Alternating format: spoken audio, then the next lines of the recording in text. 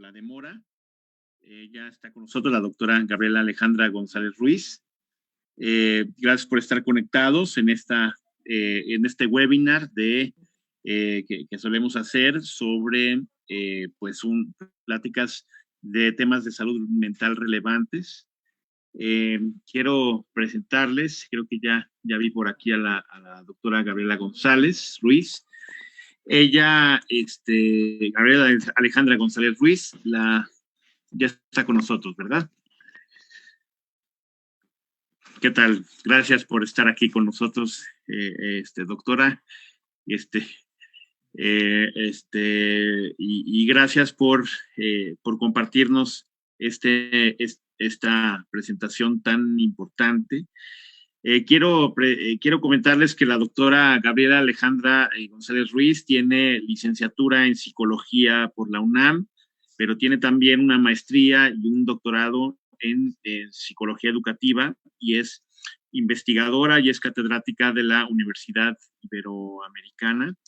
Y también queremos comentarles y compartirles que la doctora tomó con nosotros un diplomado, la segunda generación del diplomado Manejo Integral del Estrés Postraumático con enfoque COVID-19, del cual pues ella fue la alumna con mejor calificación de ese diplomado. Entonces aprovecho para reiterar mis felicitaciones y justamente por eso le pedimos que diera pues esta ponencia para que por favor pues la podamos escuchar todos porque es un tema sumamente relevante en nuestra sociedad. Entonces, bienvenida, doctora Gaby González Ruiz. Están ahorita varias personas conectadas, hay mucho interés en el tema y pues adelante. Muchas gracias. Por favor. Buenas tardes. ¿Sí me escuchan? Te escuchamos. Perfecto. Es que ahora sí, yo entré por estrés agudo porque el equipo no entraba y entonces corrí a quitarle la computadora al hijo, ¿no? Entonces él generó estrés y yo también. Entonces, bueno, mucho del ejemplo que voy a dar el día de hoy es un caso real. Pues buenas tardes a todos, me da mucho gusto tenerlos el día de hoy aquí. La intención de estar es poder compartir con ustedes gran información de gran importancia para que ustedes lo puedan identificar, conocer y sobre todo pues pedir ayuda. La intención también es que en estos momentos en los que nos hemos vivido todos en una circunstancia de pandemia, nos ha invitado a ser solidarios, a ser cómplices silenciosos, pero también muy activos de lo que estamos haciendo, diciendo. Y en este caso, pues a todos los profesionales de salud nos corresponde apoyarles a ustedes en información, también en la formación, pero también en un trabajo de poder hacer prevención, intervención y prevención. Voy a pedirles que si me dicen, espérenme, sí, puedo ya compartir mi pantalla, si me ven la pantalla. Ale, ¿tú ya ves mi pantalla? Sí. A ver, ya dejó de compartir, ya adelante puedes compartir. Muchas gracias. Es que ya la había mandado por cualquier cosa. Excelente.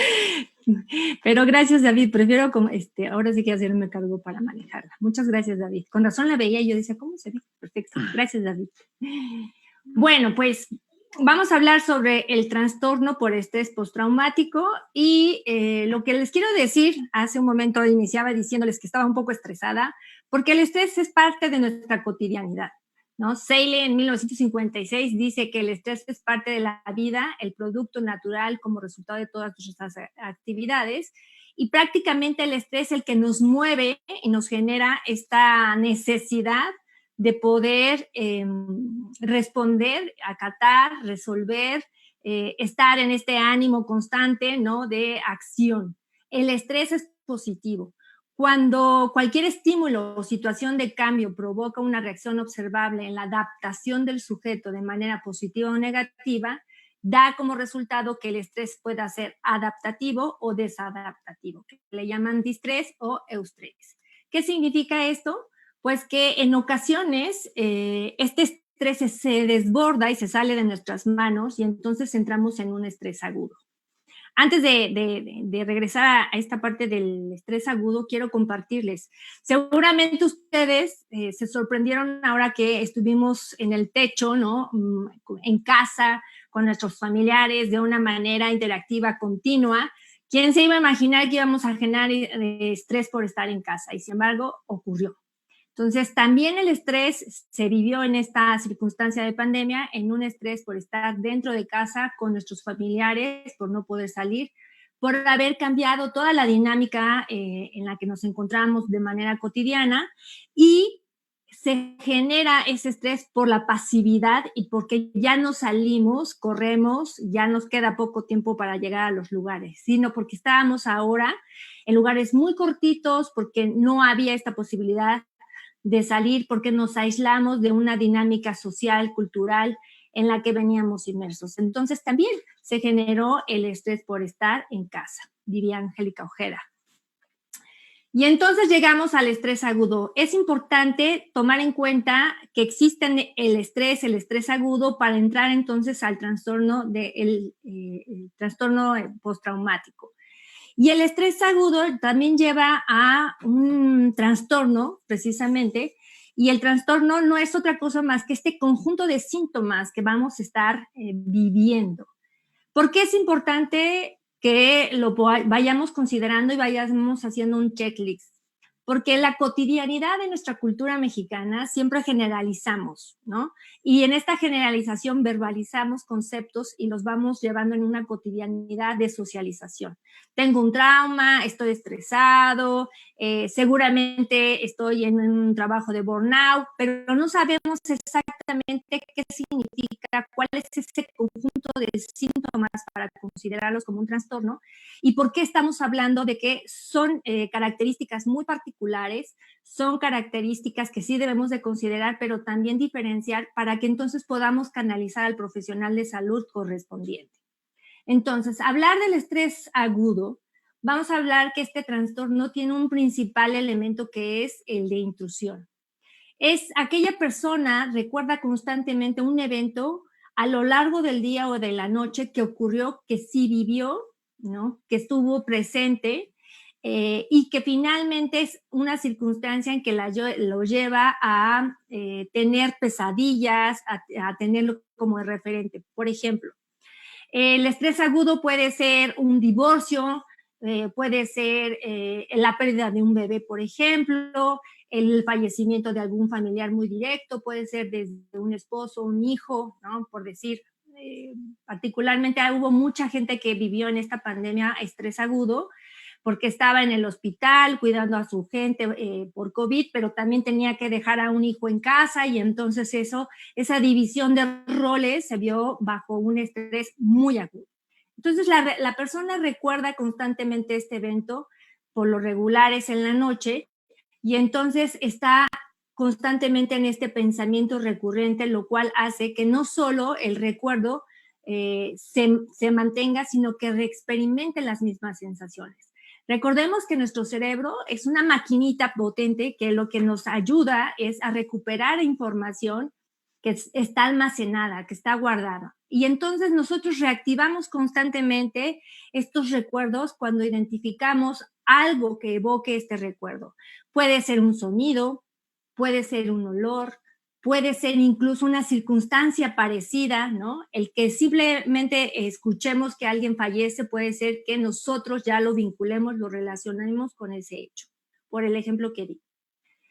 Hablamos también de la disociación, que son que constantemente la persona puede ser que se esté viviendo en eventos altamente estresantes. No es lo mismo trabajar, por decir algo, ¿no?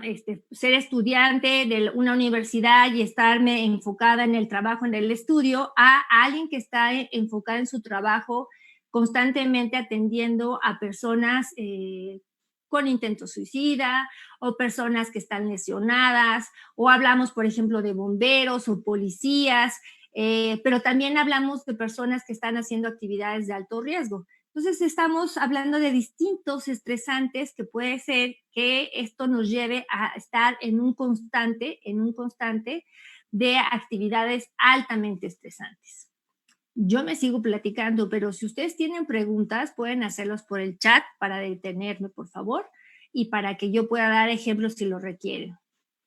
En esta disociación hay un acúmulo de emociones presentes, desde enojo, tristeza, frustración, ansiedad, angustia. Hay una dificultad para procesar la información. No me queda claro lo que está ocurriendo.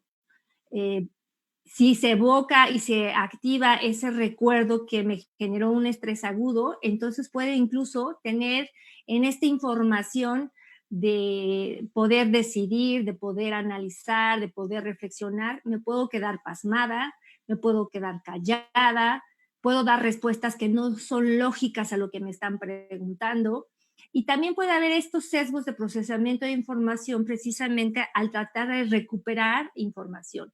Si me llegan a preguntar, oye, ¿qué pasó con estos datos que te pedí desde la semana pasada? Desde la semana pasada. Desde la semana pasada me los pediste. O sea, no recuerdo exactamente lo que me estás diciendo, lo que me estás pidiendo.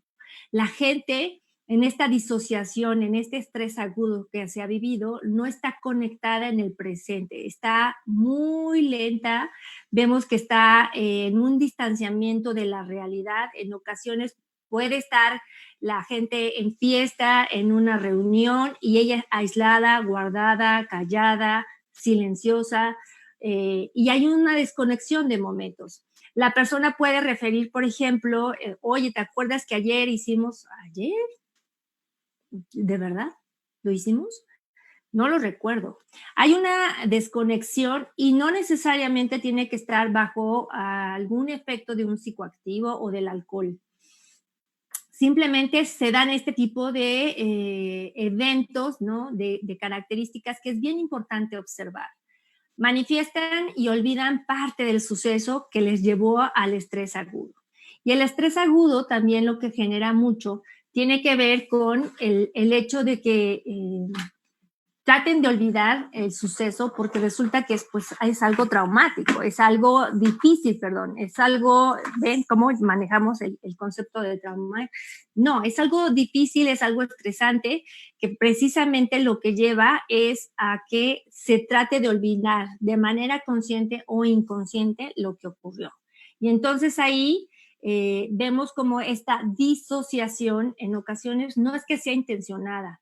Ha habido pacientes que me han dicho, es que se está haciendo, ¿no? Ya todos lo superamos, vimos que sí llegó el temblor, el terremoto, se cayeron edificios, pero no nos pasó nada, estamos vivos, deberíamos de superarlo, y no, hay personas que no pueden disociar el evento estresante por el que vivieron. La evitación.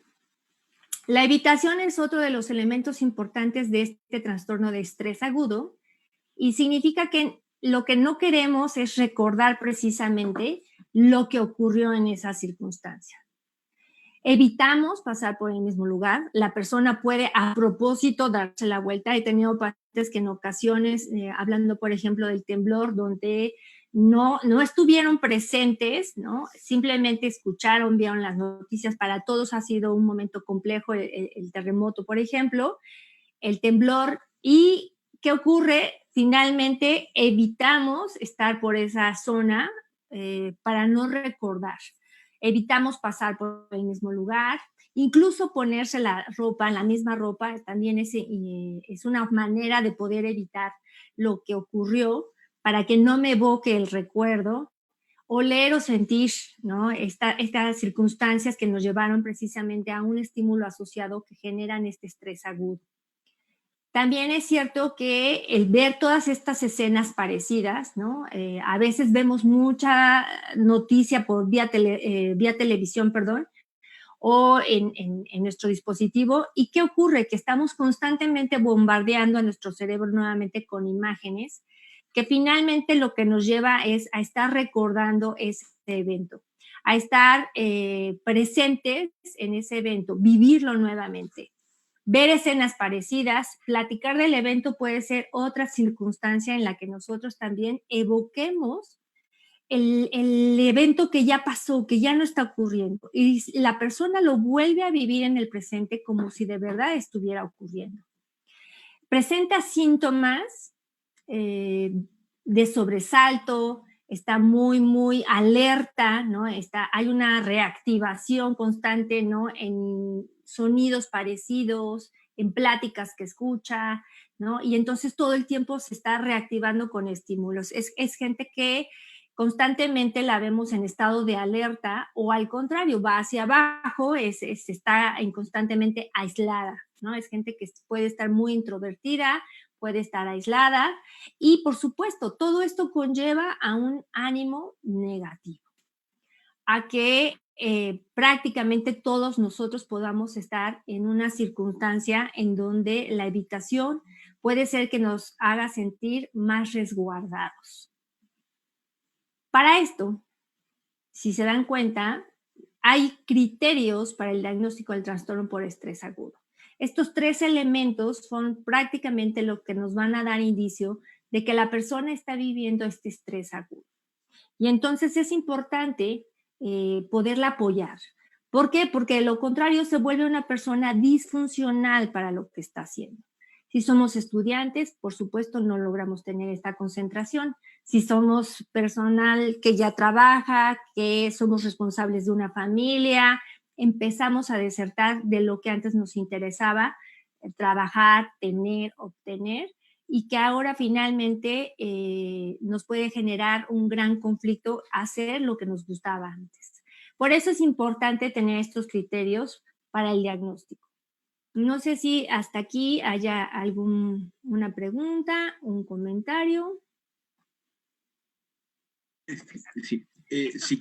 Vamos a poner las dudas en el chat y si quieres tú continúa con tu conferencia y al final ya las vamos resolviendo con mucho gusto. Muchas gracias. Ya vi a Citlali. Muchas gracias, Citlali. Eres bien bella. Muy bien. Sigamos entonces. Bueno, dentro de estos criterios, esperen, porque ya se atoró aquí. Nadie se ponga en estrés. Guarden calma. Déjenme. Te ríes, Ale. Muy bien, exactamente. No, porque luego se me estresan así, no se ve. Ahí voy. Es que esto es de contentillos. Acuérdense que la tecnología la tenemos que tratar bonito, porque si no se nos revela. Aquí está.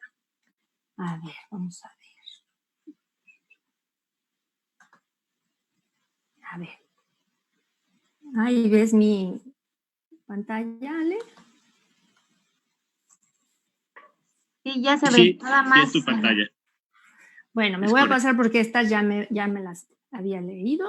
Entonces, muchas gracias, Citlali. Yo estoy sudando porque no crean que estoy nerviosa, sino porque tengo un foco aquí que me está dando en mi rostro. Bueno, entonces, estábamos hablando de la evitación y los criterios. Para los criterios es importante, ¿no? En uno de los principales incisos, conocer si la persona ha estado expuesta a un acontecimiento, en este caso de estrés agudo traumático, en el que ha existido 1 o 2. Fíjense qué interesante e importante. El trastorno de estrés agudo lo que nos lleva es precisamente a hablar de la persona que ha experimentado, es decir, vivido, presenciado, es decir, que no estuvo él, no fue el principal víctima de la circunstancia, pero sí estuvo en un segundo plano, presenció que a otro más le ocurrió. Y también tiene que ver que se lo han platicado, se lo han comentado. Entonces, vean cómo hay una sensibilidad en la dinámica de la personalidad. No todos tenemos esta dinámica, pero sí hay quienes lo pueden desarrollar. Entonces, es importante que esta persona que ha experimentado, presenciado o le han explicado uno de los acontecimientos caracterizados por muertes o amenazas para su integridad física o la de los demás. La persona ha respondido con un temor, una desesperanza u horror intenso. 1 de 2 que ha existido, estamos hablando de que es una persona que está viviendo un estrés agudo. Durante o después del acontecimiento traumático, el individuo presenta 3 o más de los siguientes síntomas disociativos a continuación. Por un lado, puede presentarse una sensación subjetiva del embotamiento, desapego o ausencia de reactividad emocional. Es gente que está totalmente plana emocionalmente. O sea, podemos platicar que a lo mejor en esta pandemia hubo desenlaces trágicos, familias que fallecieron completas, amigos de los amigos que conocimos que ya no existen, ¿no? Por ejemplo, mi madre me compartía desafortunadamente que había fallecido 2 vecinos cuando fueron compañeros y amigos de la infancia. Todo lo que puedan compartir, que puede mover a la gente en esa sensibilidad, de pronto vemos que es gente que se queda plana emocionalmente, no hay expresión, no hay ni hacia arriba de explosión, ni hacia abajo de qué mal, ¿no? Simplemente se queda plana. Hay una reducción del conocimiento de su entorno. Está aturdido, está ausente, no se relaciona. Hay una desrealización. Déjenme ver, creo que lo regresé. Aquí está. Y tiene que ver con, obviamente, el que ya no se crea suficiente. Despersonalización, ya no hay esta capacidad de poderse vincular, relacionar, siempre está aislado, pero también, sobre todo, hay una despersonalización de lo que yo piense, de lo que yo sienta. Es esta parte de la disociación. Hay amnesia disociativa, que es esta incapacidad para recordar aspectos importantes. Luego encontramos el punto C, que es el acontecimiento traumático es reexperimentado y persistentemente en al menos de estas 2 formas. Y encontramos que por un lado puede haber imágenes, pensamientos y sueños que lo evocan, en otra puede haber ilusiones o episodios de flashback, ¿no? Es estos recordatorios que de repente, como de película, ¿no? Hay estas imágenes de, caray, esto me recuerda, que a los jóvenes le llaman el issue, bueno, pues pareciera ser que son episodios de flashback recurrentes y una sensación de estar en esta circunstancia nuevamente. Se revive esta experiencia y el malestar que se expone a objetos o a situaciones que recuerdan el acontecimiento traumático. Y entonces vemos que en esta dinámica del estrés agudo, ¿no? Podemos evitar esos estímulos que recuerdan precisamente a la circunstancia que generó el estrés. Y entonces nos encontramos que desde los pensamientos podemos nosotros ya no intentar, ¿no? Dice un paciente joven, quiero dejar de pensar constantemente lo que ocurrió porque eso me lleva a un estrés agudo. Prácticamente todos los que vivieron circunstancias de COVID en esta pandemia, que pudieron haber fallecido familiares o que estuvieron en un hospital o que estuvieron solos y no pudieron entrar a un hospital, es estrés agudo lo que pudieron haber experimentado y que pueden seguir experimentando en estos momentos. Los sentimientos también de culpa, de enojo, de miedo, de frustración, de mucha ansiedad y angustia por la toma de decisiones, porque si digo que lo intuben o no lo intuben, porque si se muere o no se muere va a ser mi responsabilidad. Las conversaciones también son elementos que se trata de evitar. No platiquemos sobre eso, ya demos carpetazo, eso ya pasó, estamos viviendo en otra circunstancia de pandemia, cuando la realidad es otra. Las actividades y lugares y personas también las evitamos de tal manera que esto nos lleva constantemente a estar totalmente aislados, evitar estos estímulos hacen que finalmente estemos recordando. ¿Por qué? Porque los almacenamos. Simplemente no los trabajamos, los almacenamos. Y recuerden que lo que almacenamos, como los libreros o como los closets, aparentemente nadie los ve, pero nosotros sabemos que ya no caben las cosas, que nos están estorbando, que hay cosas que ya no nos ponemos, que no nos gustan, que no caben y que mejor las guardamos ahí. Y finalmente empezamos a tener otro tipo de problemas en nuestros closets. Lo mismo pasa en nuestra cabeza, en nuestro corazón, en nuestra mente. ¿Qué ocurre aquí? Estas alteraciones pueden provocar precisamente malestar clínicamente significativo, deterioro social, deterioro laboral, personal, educativo, ineficiencia en habilidades de comunicación, desarrollo socioemocional y deterioro familiar. ¿Por qué? porque la persona está viviéndose de tal manera que lo que ocurre es que yo no tengo esta posibilidad de expresar. Creo que la vida está en contra de mí y que eso no me va a ayudar a mí a salir adelante. Y entonces lo que ocurre es que yo empiezo a tener un deterioro, aunque yo no quiera, ¿no? En mis áreas de trabajo, en mis áreas de espacio de desarrollo. La familia, me puedo aislar, me puedo estar enojando, me puedo estar peleando. En la escuela puedo estar desertando, decir que sí voy a tomar clases y no las tomo, decir que me conecto pero no me conecto, porque no tengo concentración, porque no tengo ánimo, porque creo que lo que va a ocurrir o me va a ocurrir es nuevamente evocar. Entonces, todos estos señalamientos lo que nos están diciendo es que seguimos generando este acúmulo de emociones, pensamientos, acciones que están provocando que ese estrés agudo se conglomere más, que nuestro cuerpo incluso comience a padecerlo. Y entonces vienen enfermedades, ya no tan solo a nivel emocional, social, educativo, psicológico, sino también físico. Y entonces nos encontramos que empezamos a tener este deterioro que nos va a llevar a malestares físicos, en donde incluso desde dolores muy leves de jaqueca hasta dolores como migraña, que son constantes, que son muy fuertes, que son severos, pero también en el estómago o problemas de articulaciones o estos problemas de subir o bajar, ¿no? Las respiraciones, las exhalaciones que nos llevan a estados de inconsciencia, desmayarnos incluso. O sea, hay ese tipo de manifestaciones a nivel fisiológico que pueden generar otro tipo de problemas a nivel de enfermedad, cuadros como colitis, la gastritis, ¿no? Porque estamos en un estrés constante y se va el hambre o comemos en compulsión o no dormimos o dormimos demasiado. Entonces, este estrés que se veía como al inicio de menos a más, comienza a ser de más a más a más, y es de ahí que se vuelva totalmente agudo.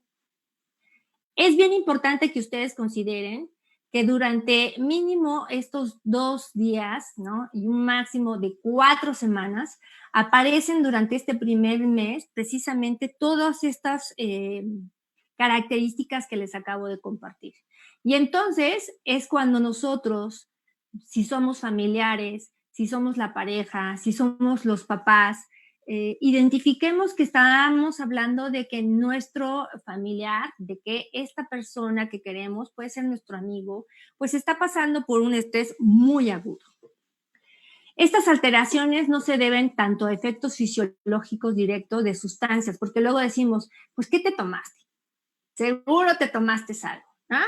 No, a veces no es bajo el efecto del alcohol, a veces no es bajo el efecto de un fármaco, simplemente es que se reactiva la memoria corporal. Decía hace poco un paciente, ¿no? Yo estaba tranquilo, estaba tomando y de pronto me entró una nostalgia recordando eventos que viví en mi infancia y se dispararon y entonces me empecé a pelear con mi familia y pensaban que yo estaba bajo el efecto de una droga porque me peleé muy fuerte con todos ellos, cuando solo lo que estaba tomando era alcohol.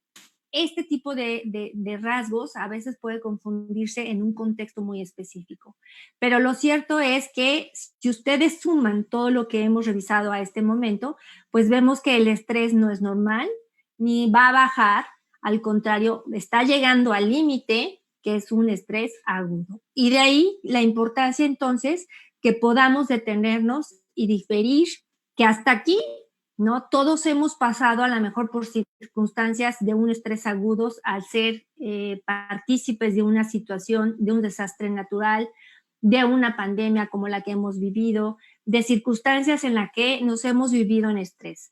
Pero si yo identifico en esta medida de que necesito apoyo, puedo recurrir entonces a un proceso terapéutico, a un apoyo de un médico familiar, a un psiquiatra, para poder dormir, para poderme relajar, para poder estar tranquilo, hacer ejercicio, cambiar mi dinámica.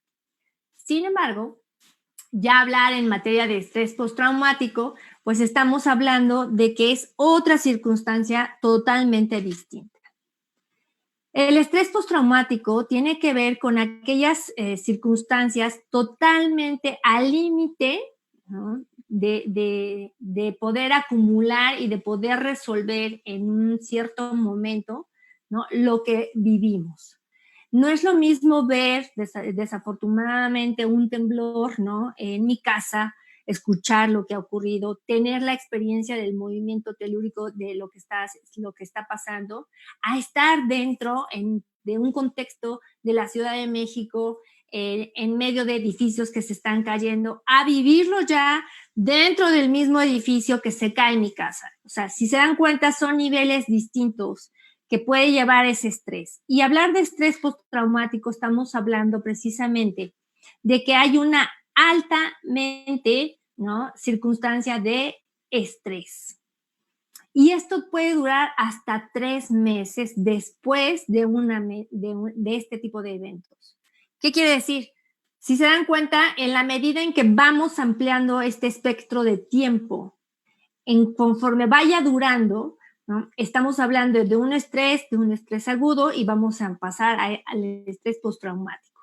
Cuando pasan estos 3 meses, estamos hablando de que este estrés altamente, con estas características de ansiedad, de haber tenido un estrés agudo y de haber presentado intrusión, evitación y disociación, hiperactivación y un ánimo negativo, ya estamos hablando que hay otro conjunto de cosas que se fueron acumulando.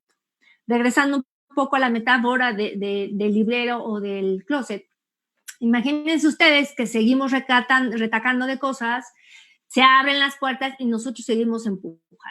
O sea, se está desbordando, ¿no?, la sintomatología, porque la persona ya no puede resolver, ya no puede estar conectada consigo misma para resolver, ya no puede evitar, ya su organismo le está diciendo que tiene que hacer algo.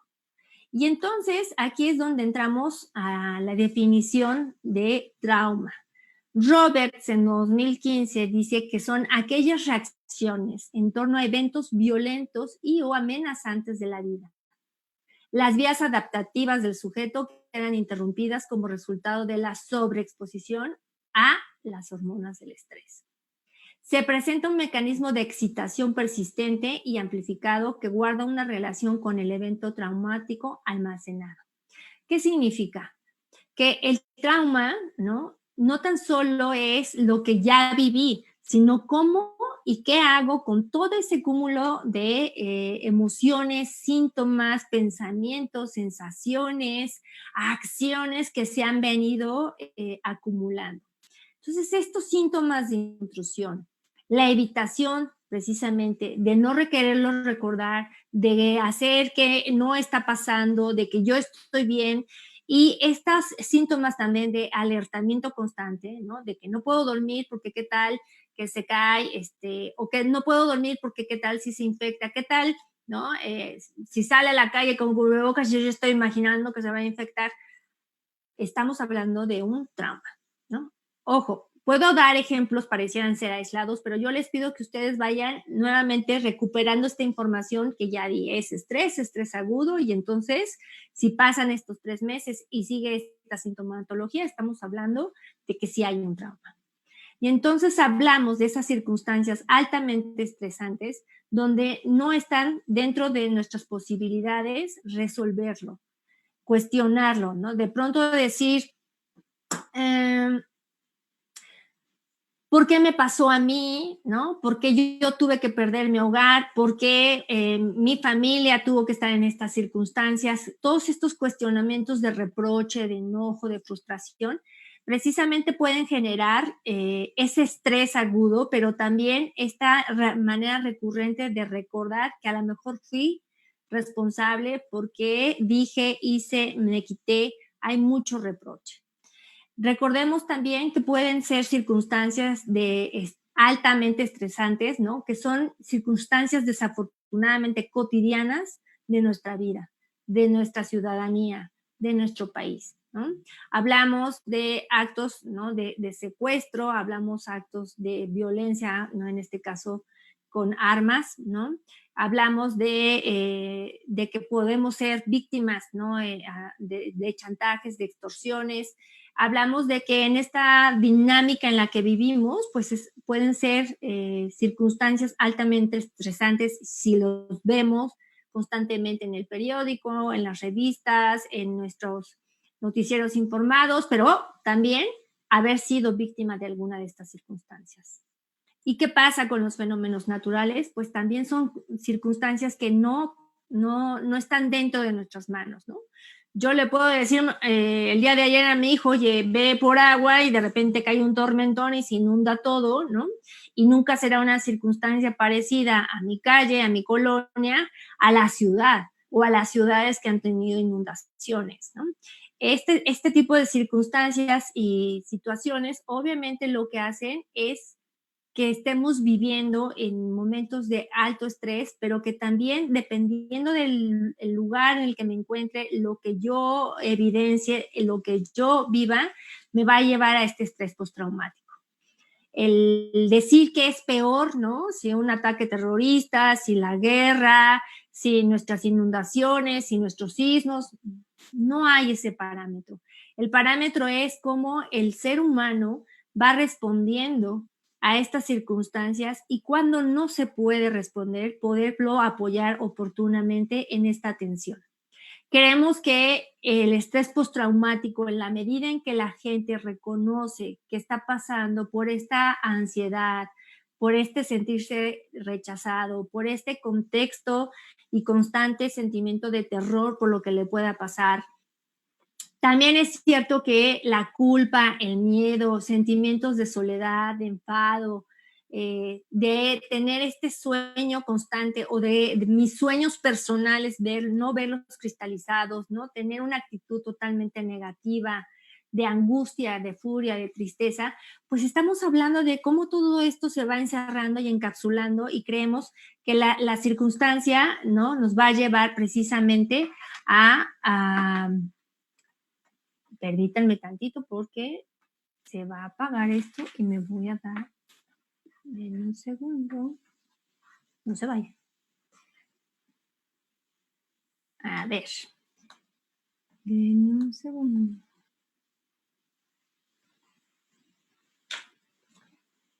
Ok. Si en lo que arreglo esto, ¿alguien gusta preguntarme algo? Sí, Erika Martínez dice, hola, ha pasado por robo de casa habitación hace 4 años, estaba tratando de formular el comentario, adolescente que pasó por robo de casa mientras ella tenía 12 años, después de eso le genera ansiedad cuando está rodeada de mucha gente. Dice Erika Martínez, no sé si es una conocida o alguien que ella conozca, pero tienes sí. Ajá, adelante. Gracias. Fíjate, voy a leer, dice Erika Martínez. Sí, yo creo que sí, es un adolescente que efectivamente está viviendo en un estrés agudo por haber sido partícipe y víctima, obviamente, de esta circunstancia. Entonces, es importante que ella sea tratada porque está generando ansiedad. Si tú lo estás identificando como ansiedad, es decir, que a lo mejor ella se altera, tiene palpitaciones, le falta oxigenación, puede presentar como mucho nerviosismo también. Entonces, obviamente, lo que ella está pasando en este cuadro de ansiedad es que se está manifestando que aun cuando ya pasó mucho tiempo, sigue generando ese estrés. No diría que es un estrés postraumático por el momento hasta que no veamos. A mí me parece que se acumula también la adolescencia, ¿no? Y que probablemente está vivenciando algunos factores o elementos que la están haciendo recordar. Sería muy importante sí apoyarla, sí llevarla, en este caso yo sugeriría de primera instancia con el psicólogo, para que el psicólogo pueda evaluar la pertinencia del apoyo ya multidisciplinario de psiquiatra o médico, pero de entrada sería evaluar. No sé si hay alguna otra pregunta. Muchas gracias. Dice Raquel Matus, ¿cuál es la diferencia entre trastorno de estrés agudo y un trastorno de ansiedad? Trastorno de estrés agudo y ansiedad. Es que la ansiedad puede ser un síntoma como parte del estrés agudo, ¿no? Recordemos que la ansiedad es una sensación, una emoción que nos puede llevar a una circunstancia positiva de movimiento a favor de nosotros mismos. La ansiedad puede ser que está a favor de nosotros. ¿Cuándo está en contra? Cuando nos impide hacer lo que necesitamos.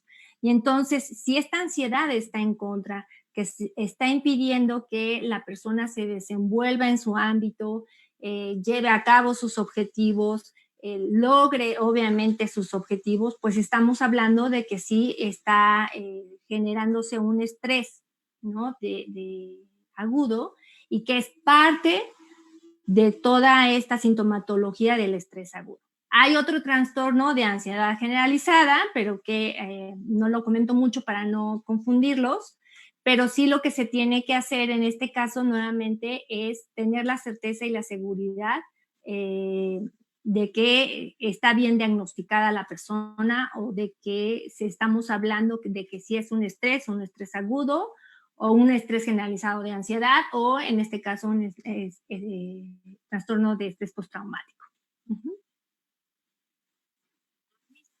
Muy bien. Estoy leyendo.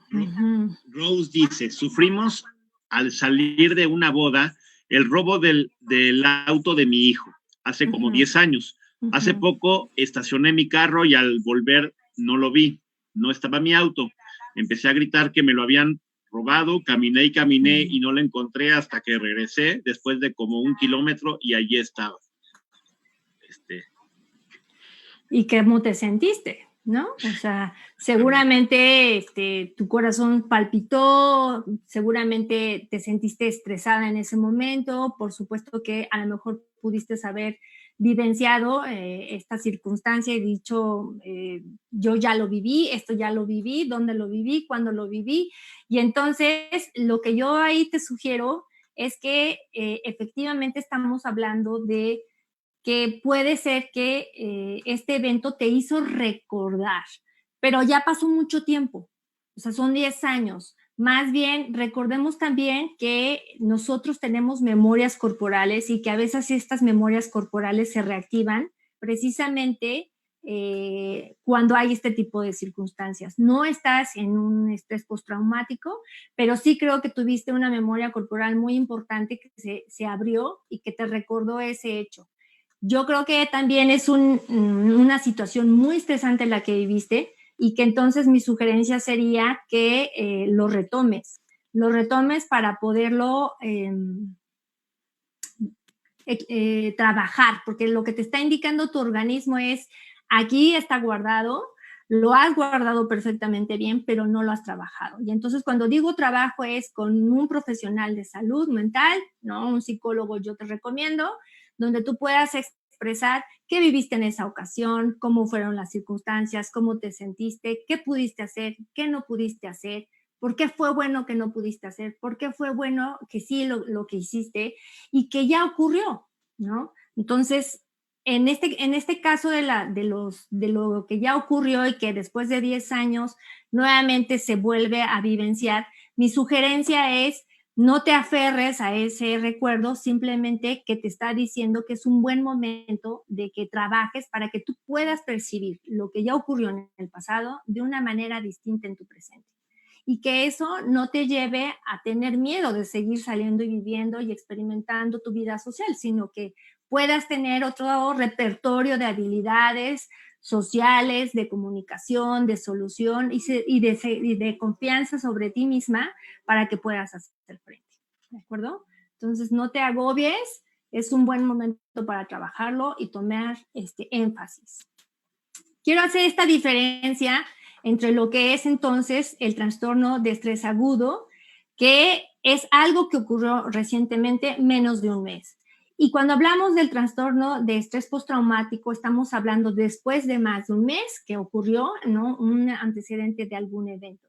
Y entonces, sí, hay ansiedad en ambas circunstancias, pero nos puede llevar a otra, es un conjunto. Cuando hablamos de trastornos es un conjunto y la ansiedad forma parte de ella.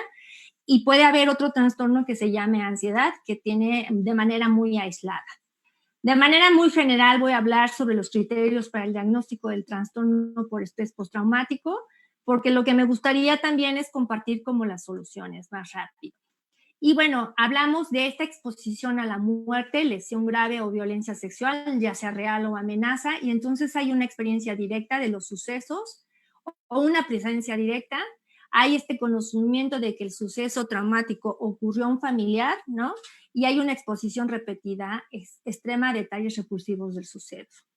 Obviamente pongo esta imagen porque puede ser el extremo de circunstancias de guerra, pero lo que ustedes están refiriendo sí puede ser una exposición de muerte, pero si lo viviéramos diario, si nuestro trabajo, por ejemplo, en el caso de oficiales, de bomberos, de nuestros médicos, es decir, gente que está de manera muy recurrente en la exposición de la muerte, podría ser.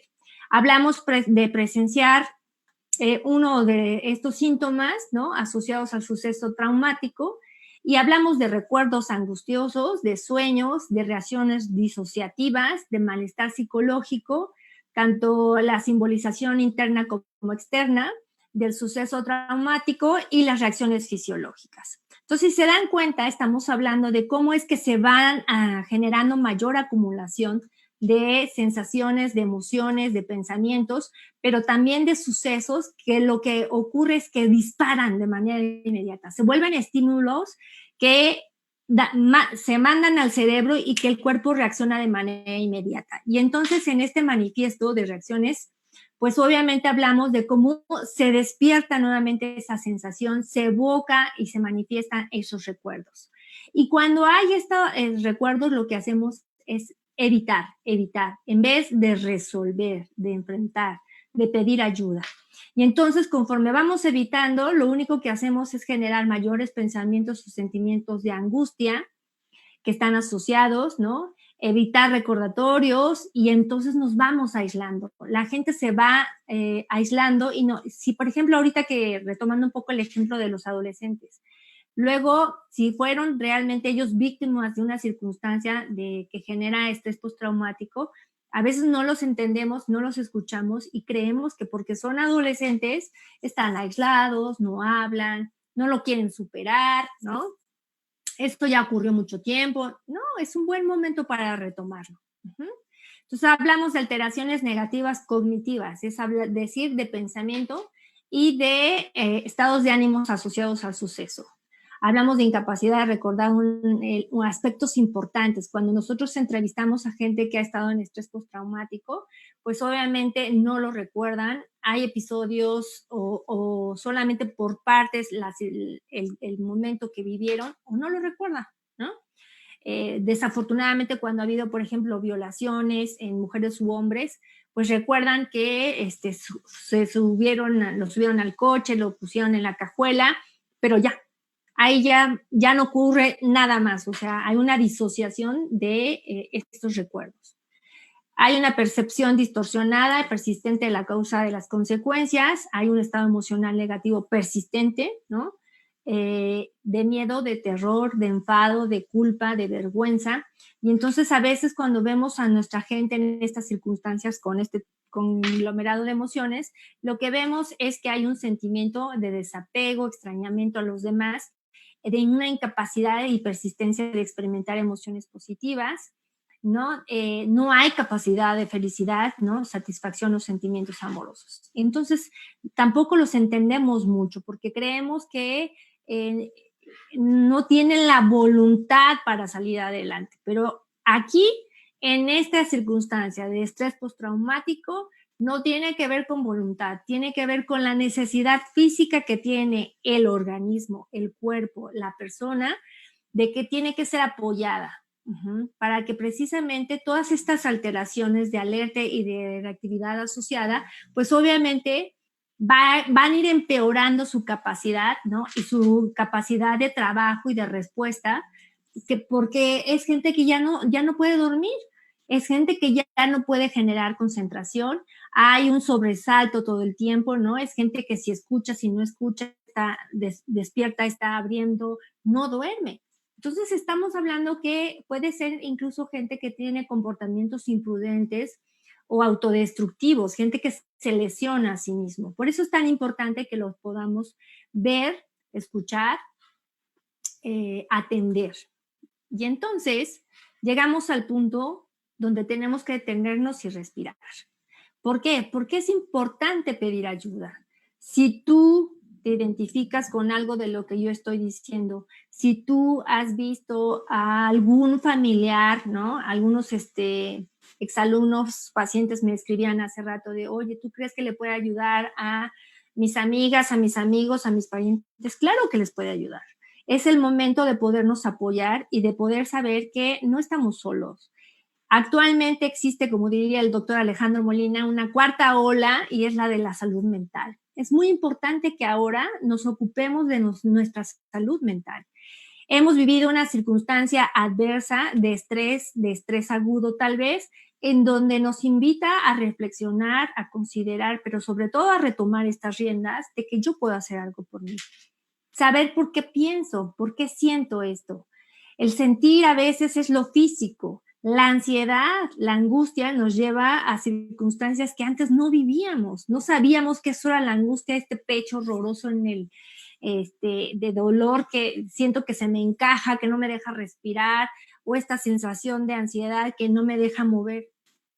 Te está diciendo el cuerpo que tienes que detenerte y que sobre todo tienes que hacer algo distinto. La salud familiar es bien importante. ¿Qué quiere decir la salud familiar? Pues que estés bien con los tuyos, con los que te aman, con los que te quieren. Y si estás peleando todo el tiempo y tiene que ver porque esta circunstancia que viviste, que te está generando este trastorno de estrés postraumático, pues tienes que tomar caso. Si tu salud económica es adversa, se está viniendo a pique, no quieres ir a trabajar, no te están saliendo las cuentas, eso es estrés y es estrés, sí, a pico, pero también puede ser como resultado de que no estás teniendo esta capacidad de resolver, de tomar decisiones. Lo mismo pasa en la escuela. Cuando nuestros niños, nuestros adolescentes pasan por este estrés postraumático, lo pueden manifestar fácilmente en la escuela. Si no se conectan, si no están atendiendo en clases, si se desesperan, si se golpean a sí mismos, si se aíslan, todo eso son conductas que nos están diciendo que algo está pasando con nuestros chicos y que requieren atención. Y también esta parte de salud espiritual, porque el que dejemos de creer, ¿no?, en la esperanza, en la gratitud, en la bondad, finalmente también es espiritualidad. Más allá de la parte religiosa, que también es importante, es bien importante que tú te atiendas, que te cuides, que finalmente escuches que estas circunstancias de estrés agudo, de estrés postraumático, no son normales y que puedes sacar todas tus cosas de tu closet, decidir qué cosas sí te pueden servir, qué cosas no te pueden servir ya, y sobre todo limpiar. Esta higiene mental es muy importante que la tomes en cuenta y que tú seas responsable de ti mismo y que puedas ayudar a los otros si lo ves. Preguntas.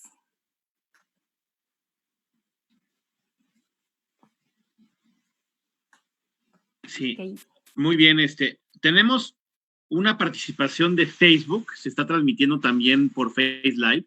Claudio Galíndez dice: ¿existen características que predisponen a una persona a padecer estrés postraumático sobre otras? Una pregunta muy interesante. Sí, bueno, esa pregunta es súper interesante porque además es real que sí hay ciertas predisposiciones fisiológicas, ¿no?, genéticas, hereditarias, es real, sí las hay. Pero también es cierto que es importante no nada más considerarlas como un solo factor, ¿no? Hablamos de que el estrés postraumático es multifactorial y por eso se habla como trastorno, porque es un conjunto, ¿no?, de elementos que están en la parte psicológica, en la parte física, en la parte social, en la parte educativa, en la parte socioemocional, es decir, es multifactorial. Entonces, por eso es importante que no nada más nos vayamos que hay una predisposición genética. Sí la hay, sí existe, sí está latente, Por eso, a lo mejor quienes vivimos un temblor, lo vivimos y lo procesamos de manera distinta. Pero también es cierto que los contextos pueden ser totalmente distintos. Entonces, mi sugerencia es, no se lo adjudiquemos solamente a un factor. Sí puede ser una predisposición, pero no es el único y el determinante. Muy bien. ¿Alguna otra pregunta? Bueno, ¿algún otro comentario? Aquí nos están haciendo favor de compartir los datos profesionales de la doctora Gabriela González Ruiz. Gracias. Para que si alguien se quiere atender, está su correo electrónico y su teléfono para contactar. Sí, Claro muy que bien. Sí. Y alguna otra pregunta también pueden hacerlo en forma por escrito en el micrófono. Quizá haya también por el mismo estrés postraumático, por la evitación, a veces no nos cuesta trabajo sí, claro, hablar. exponernos. Hay que considerar que vivimos pues en un país en donde tenemos todo tipo de exposición a eventos traumáticos, desde los eventos naturales, sismos, las personas que viven en las costas, frecuentemente huracanes. Y bueno, pues también tenemos la situación de lo que se llaman los fenómenos perturbadores antropogénicos, que tiene que ver con la violencia y tiene que ver con diferentes situaciones. También lamentablemente, muy lamentablemente, somos tenemos una tasa alta de lo que es abuso sexual, entonces esto va favoreciendo otro tipo de situaciones de estrés postraumático. Entonces es muy importante que nosotros estemos familiarizados con esto. Y la otra parte también es que quizás si nos están escuchando personas que consideren que puedan tener una atención, no se olviden de acercarse a nosotros. Nosotros año con año pues estamos haciendo justamente un diplomado de estrés postraumático y tenemos pues alumnos en todo el país que nosotros con mucho gusto podemos dar sus datos de alguien que pueda atenderlos, porque nuestro interés es seguirlos capacitando. Y bueno, justamente hablando de eso, esto es una invitación a todos los profesionales de la salud con título y cédula profesional. Vamos a tener la tercera generación del diplomado de estrés postraumático. Empezamos el 5 de agosto del 2021. Va a durar este diplomado 5 meses. ¿Qué nos puedes platicar de este diplomado, Gabriela, que tú lo tomaste? ¿Qué nos puedes platicar? ¿Cuál es tu experiencia? Muchas gracias. Gracias, Ale. Bueno, pues yo los quiero invitar a todos ustedes, ¿no? Profesionales de la salud, ¿no? Médicos, psicólogos, psiquiatras, que sí se acerquen. Es bien importante que nosotros nos estemos actualizando. Y algo que comentábamos con el doctor Alejandro, otras colegas y una servidora, es que entre más tengamos herramientas y estrategias, tengamos este conocimiento, quienes nos dedicamos a la salud mental sabremos y tendremos la certeza de que lo que estamos diagnosticando, la manera en cómo estamos trabajando, se ha acertado.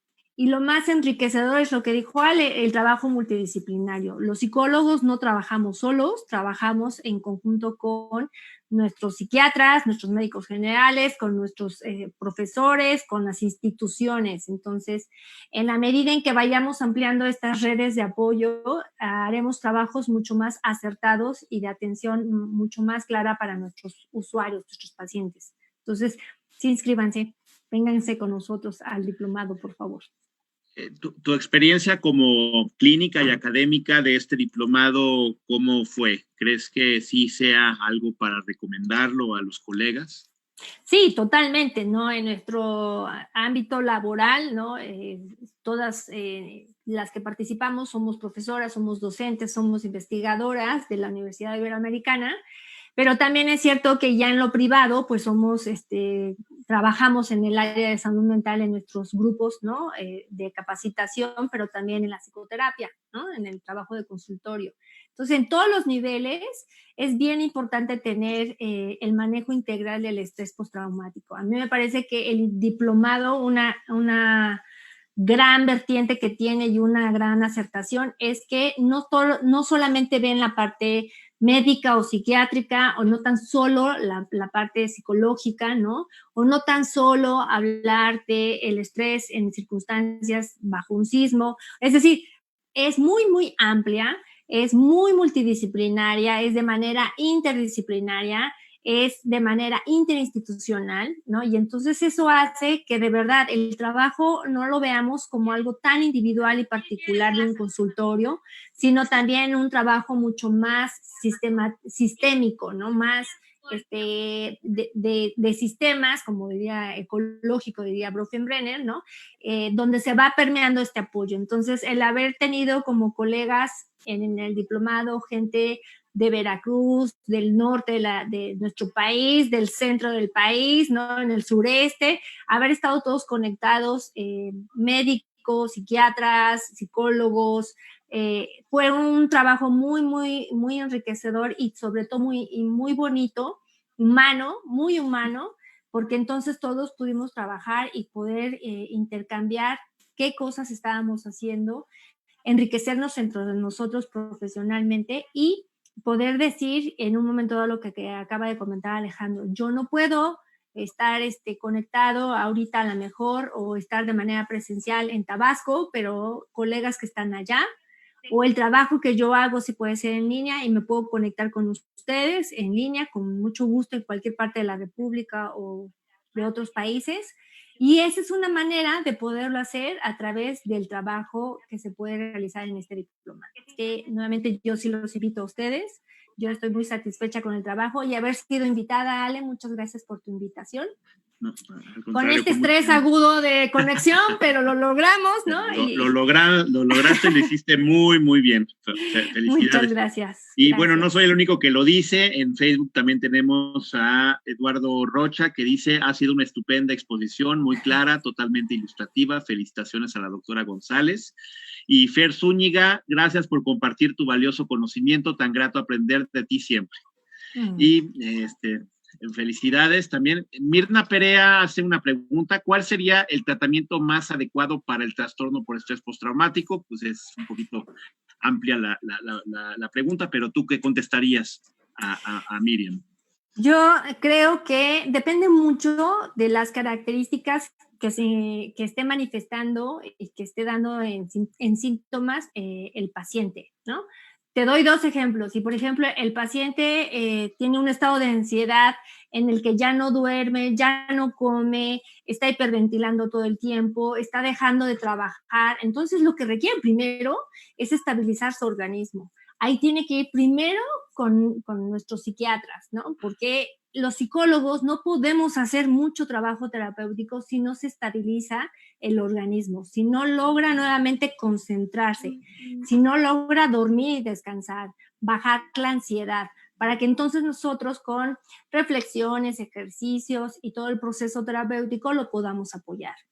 Por el contrario, si es gente que lo está hablando, lo está dialogando, lo está pensando y te lo está expresando, que se siente mal, que se da cuenta que está en estos flashbacks, que le preocupa que un aroma le pueda evocar una circunstancia, ¿no?, en la que se vivió, entonces estamos hablando de que puede ser psicológica o la entrada. Entonces mi sugerencia sería ir con un psicólogo que trabaje el estrés postraumático y a su vez el psicólogo lo que debemos hacer es mucho la evaluación organísmica para evaluar la pertinencia de podernos apoyar con un psiquiatra si lo requiere. Si no es así, pues nos vamos solamente los psicólogos a trabajar la parte psicológica, valga la redundancia. Entonces, yo te sugiero que observes y evalúes por dónde está la persona que tú estás identificando y que podamos canalizarlo al profesional más adecuado.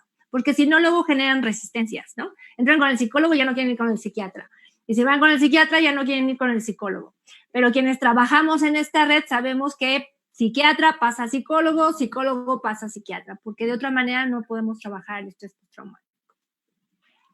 Exactamente, buscamos el trabajo sumar más que restar o más que yo sé más y tú sabes menos o yo sé menos, exacto, tú sabes más, lo hacemos interdisciplinario. Muy bien, pues siguen habiendo merecidas felicitaciones, Guadalupe Solano. Dice, hola, soy estudiante de psicología, me encantó la ponencia, siempre estoy presente en todas las que ofrecen. Gracias, Guadalupe, gracias por conectarte. Gracias Lupita. Gaby Gutiérrez también, gracias por la información, saludos. Y pues en general comentarios muy favorables, muy positivos. Muchas gracias. Pues, ya se nos acabó el tiempo, o sea, siempre es muy grato escucharte. Desafortunadamente ya no tenemos más tiempo para continuar. Sin embargo, deseo agradecer, Gaby, porque compartas un poco de todo el gran conocimiento que estás, que estás teniendo, y también que estos conocimientos lo pongas tanto en lo que es la parte académica como en la parte clínica, y que también los que nos escuchan, tanto de la parte de profesional de la salud, recuerden que tienen la oportunidad de capacitarse con pues un equipo profesional que les permita tener esta parte interdisciplinaria, y los usuarios que en un momento dado necesiten algún tipo de atención, también acérquense a nosotros para que nosotros podamos pues proponerle a alguna persona capacitada en alguna parte del país para que también se puedan atender, ¿no? Y la idea es formar pues esta red que tú decías interdisciplinar. Así es, así es. Muy pues bien, muchísimas gracias por la invitación, Alejandro. Gracias a David y a Citlali también. Muchas gracias. Pues gracias y buenas tardes a todas y a todos. Hasta luego. Que tengan buena tarde. Bye, bye. Realmente bonita tarde. Gracias, Citlali. Bye, David. Gracias.